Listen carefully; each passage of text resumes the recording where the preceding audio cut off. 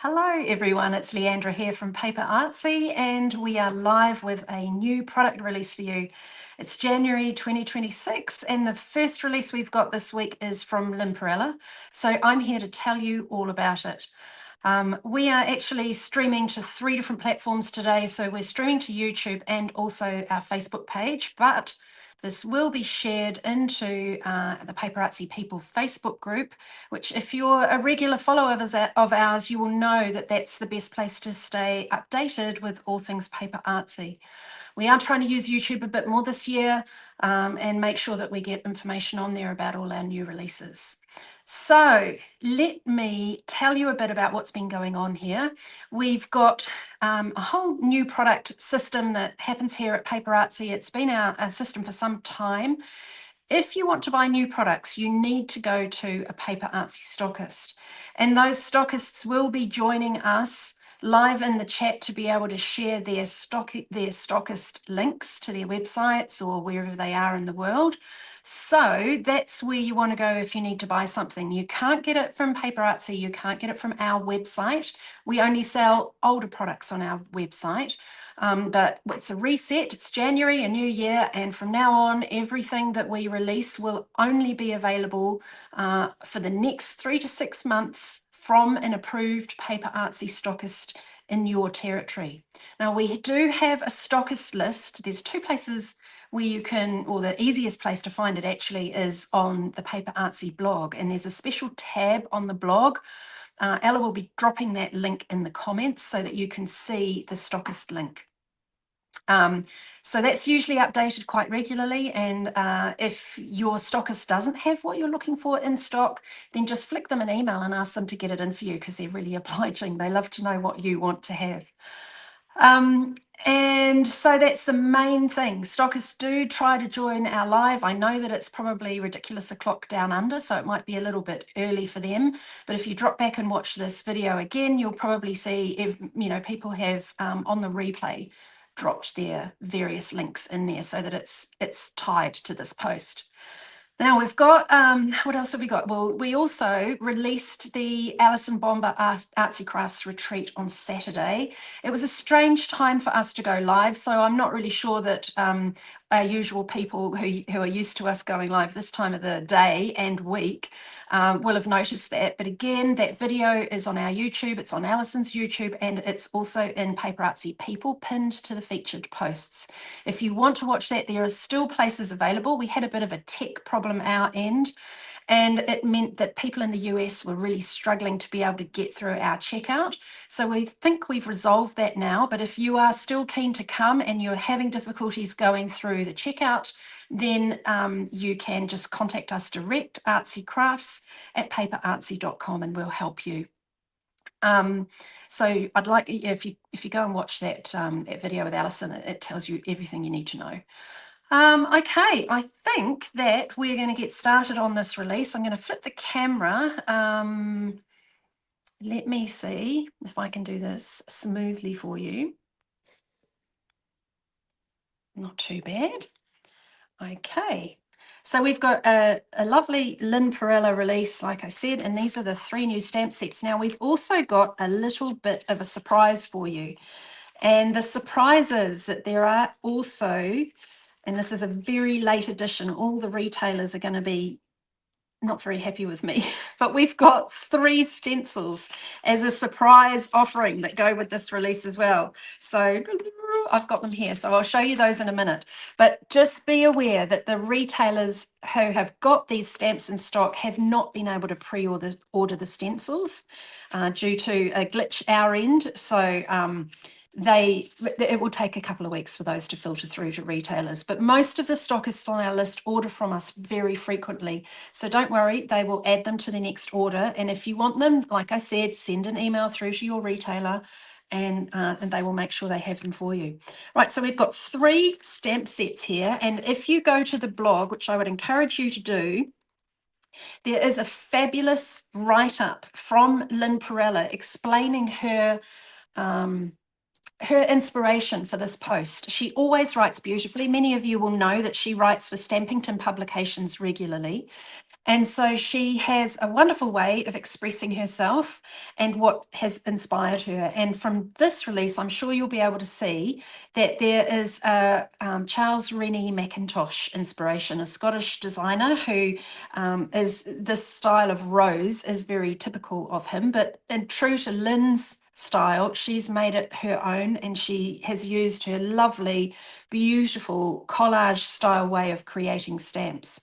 Now, I've also got another sneak peek on this particular sample because some of the Charles Rennie Mackintosh stuff has quite a bit of sort of a bit of an Art Nouveau stained glass feel, and this stencil here is a new one coming from Tracy Scott. So I'll talk about that, but that's coming on Wednesday because we've got a Tracy release on Wednesday and we've got a Seth Apter release tomorrow.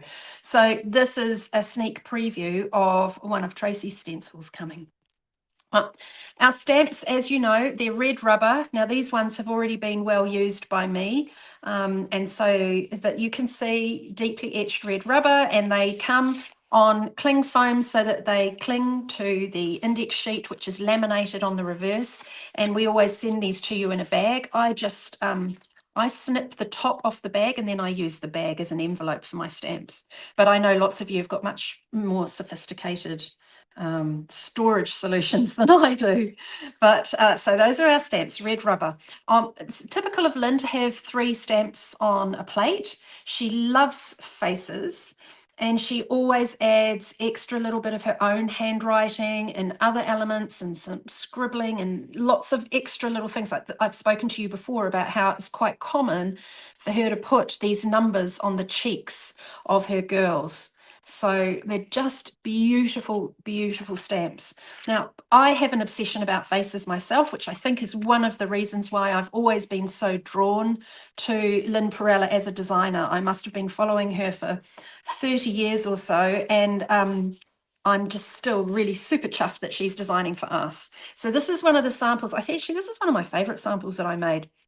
And I went to look at some of the Mackintosh art to see what typically or how typically he might colour these roses, and it's quite common for him to have used a bit of red, pink, and also sort of an apricot colour.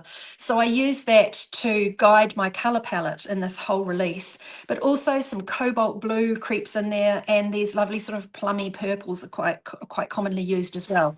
So that's what determined my my whole color scheme. But I just love these faces. It's one of my great pleasures to put paint on here and blend it out and just build up the color, and use a creamy opaque paint along with a translucent to just gradually build up the color on a face. And you can make them all sorts of colors. I do have a bit of a thing for turning faces blue and green, so that's another story.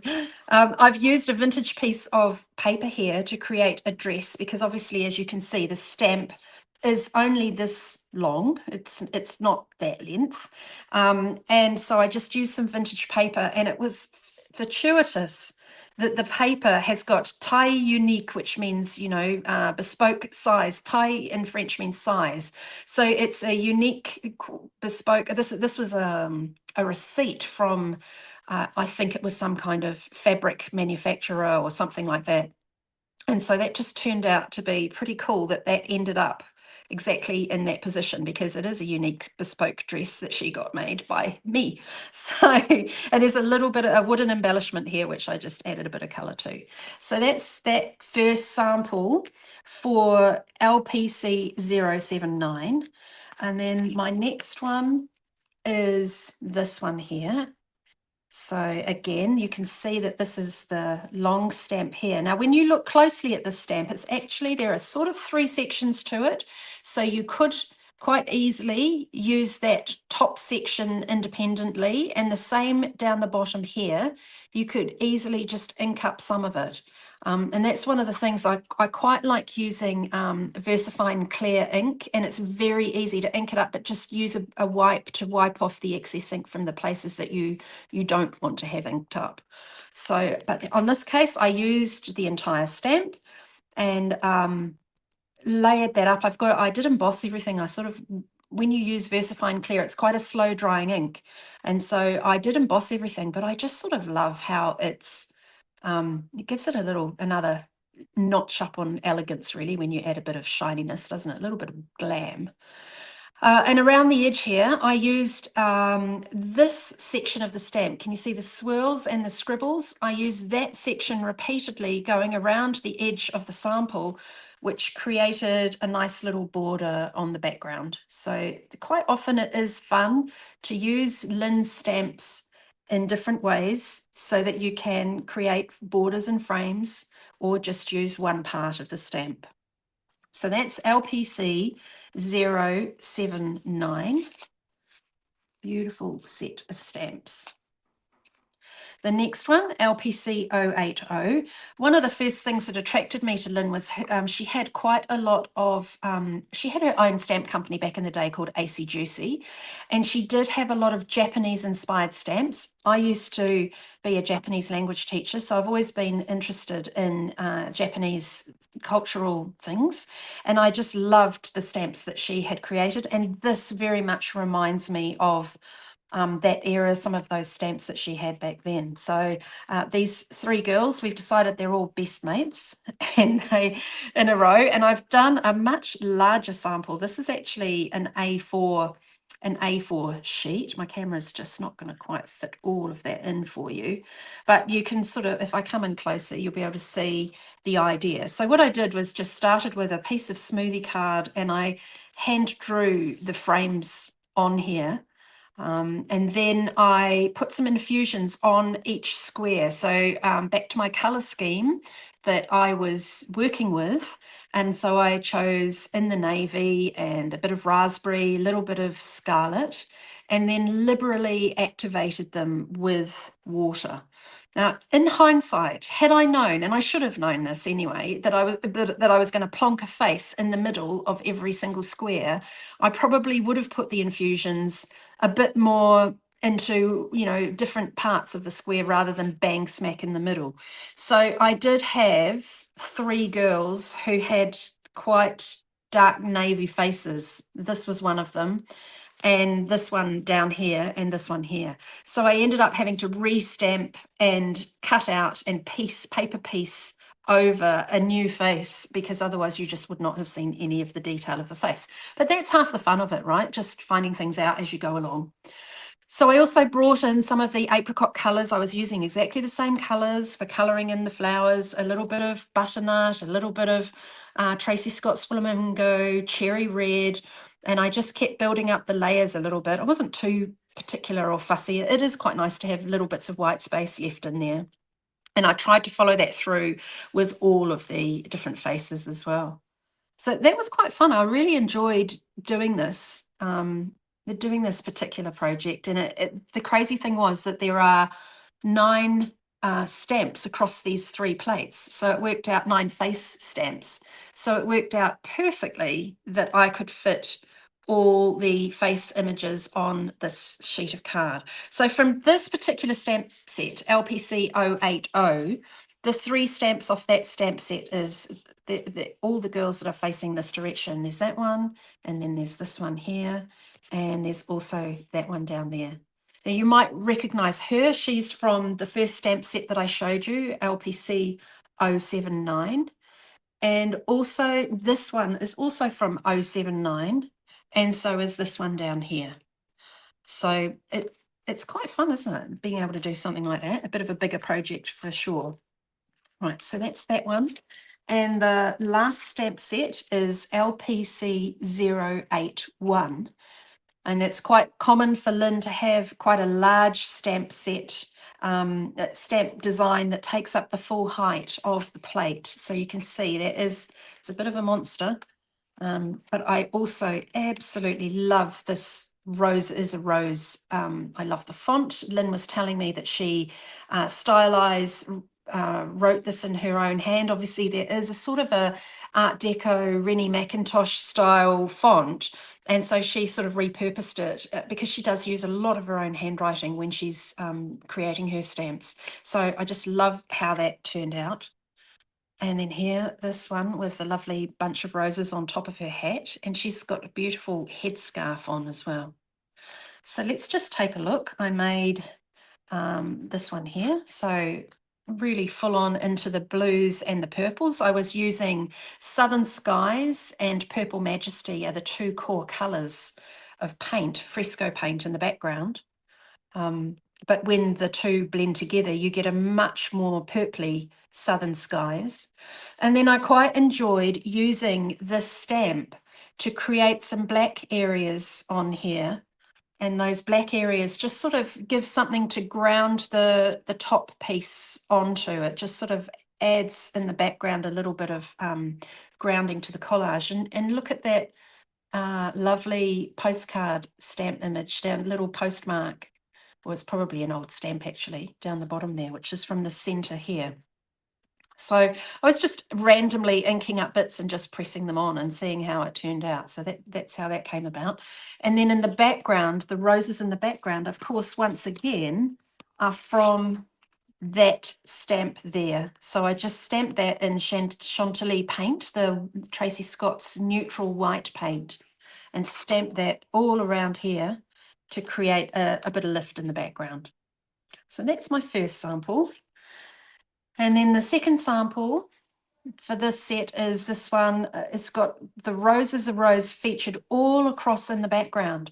So I stamped the whole background up, and I didn't, it was a bit tricky actually because I inked up the stamp, just the roses of rose. So I actually, I masked off the area, the bottom half of the stamp. So from the face bit, I just put a piece of paper across there, inked up the top bit, and then I took a wipe and I just wiped off.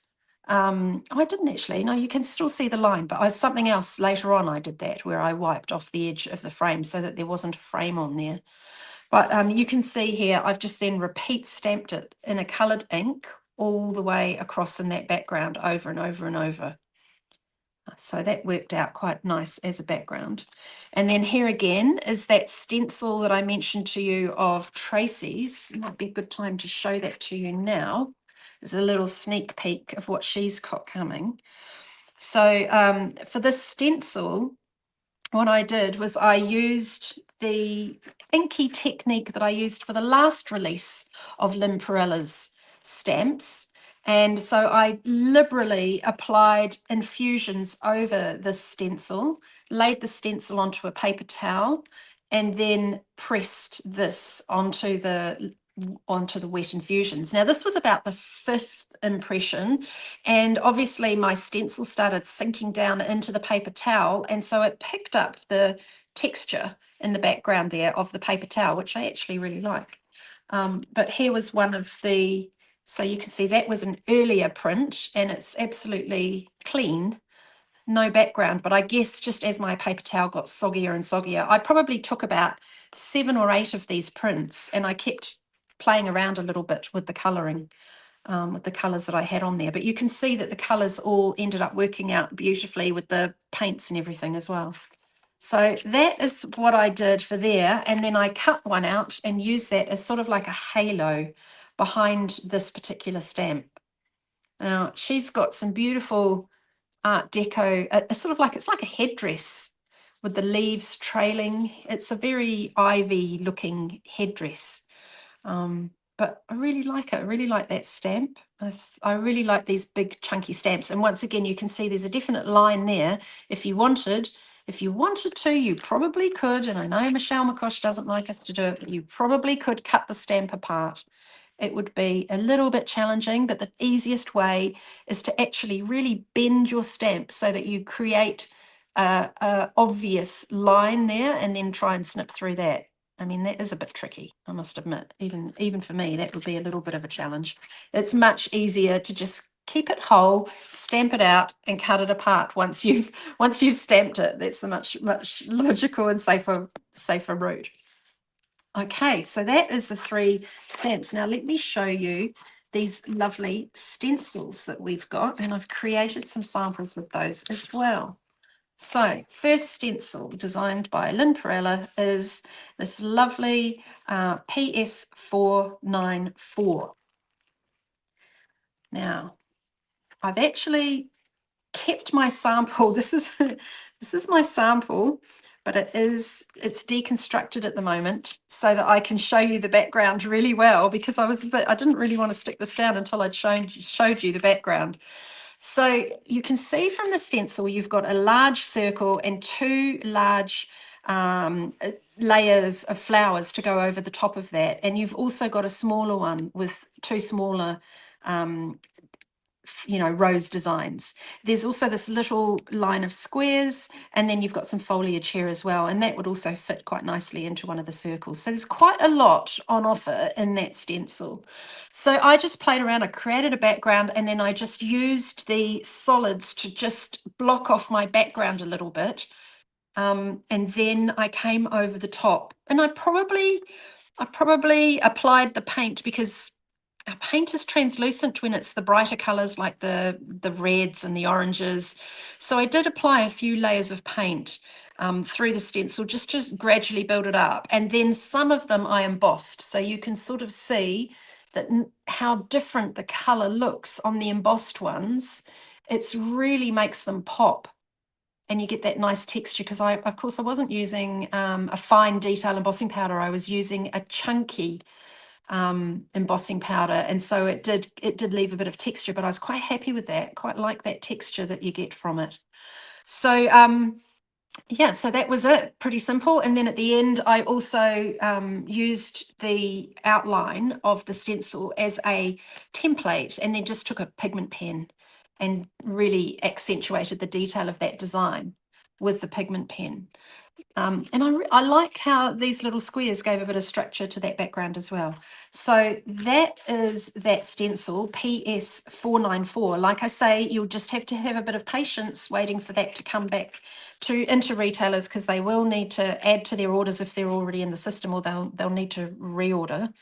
And then that was my layering idea for that. Now she is, of course, the same stamp from LPC 081.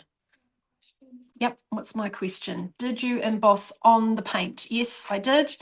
I dried the paint, and then I put this template over, and then just got some Versamagic embossing ink and picked it up on my sponge. The sponge from the ink pad sponged through the stencil, the embossing ink, and then came over the top with the clear embossing powder. So that was how I did that. Yeah, it's pretty striking. Like, it is kind of fun, and I like doing the roses a little bit random. I didn't want them to be all, totally perfect. So you're going to be wondering what that's from. Well, that is answer to the next stencil. Of course, we have got the same element from, gosh, I've already lost my stamp. How does this happen? There we go. So the stamp, a rose is a rose is a rose, the same font is repeated on this stencil, which is just really nice to have those elements coming back and repeating, and they're different scale. So it's quite large, but that's lovely for texture paste. If you're using texture paste through your stencils, our mylar that we use for our stencils, it's quite a thick mylar. So when you put texture through there, you get quite a nice relief. But also, when I also emboss this, and so embossing that, I've got quite a nice round shape to the embossing, because it is those chunky embossing crystals. So you can kind of see that when I come on the side there, how rounded it is. It does really give quite a lot of relief.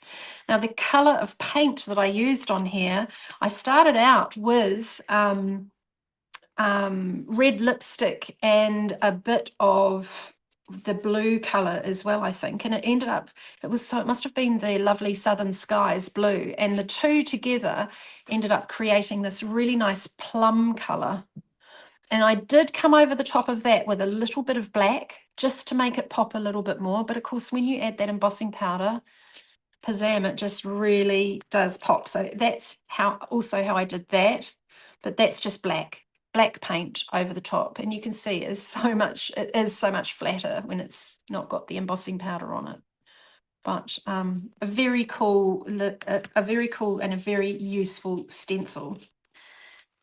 And then the final stencil, again, if you're observant, you will see two things about the stencil.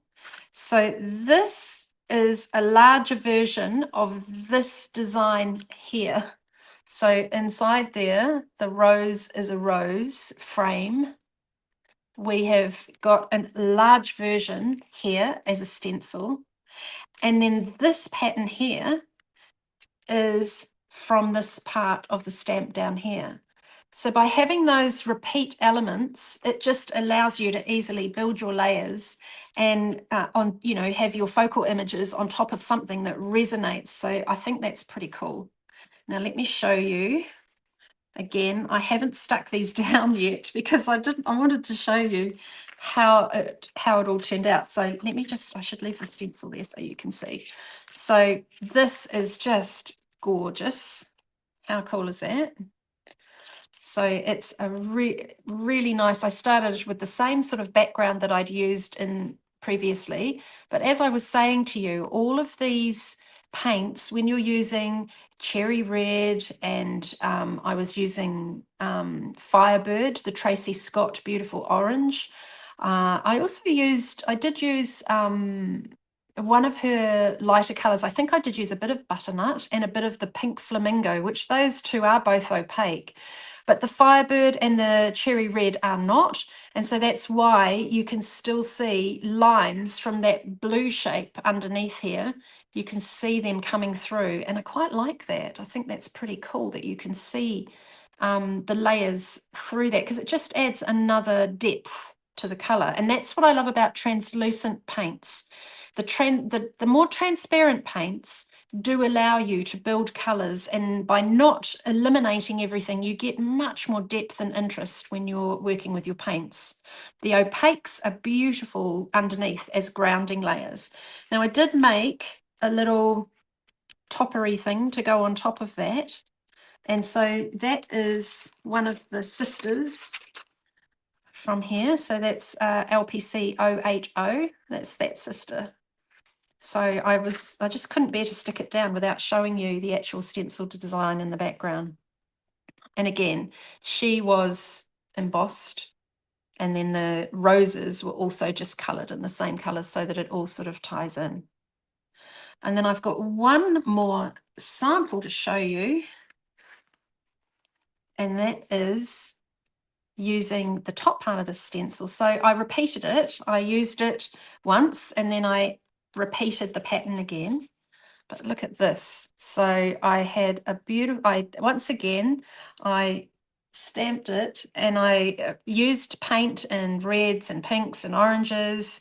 And then I added, again, sponged the embossing ink through the stencil, and then just sprinkled some lovely sparkly embossing powders as well as the clear. So I thought it made sense to put the clear embossing powder down first and then come in with the sparkly stuff, so that, I don't know why I thought that made sense, but it did in my mind.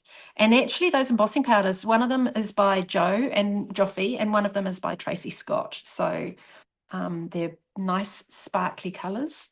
And I also made another little thingy to go on top of that, and I love the background. And I didn't add any more color to this whatsoever, so that was just a piece of card that already had little bits of paint and everything, and then I just stamped and embossed.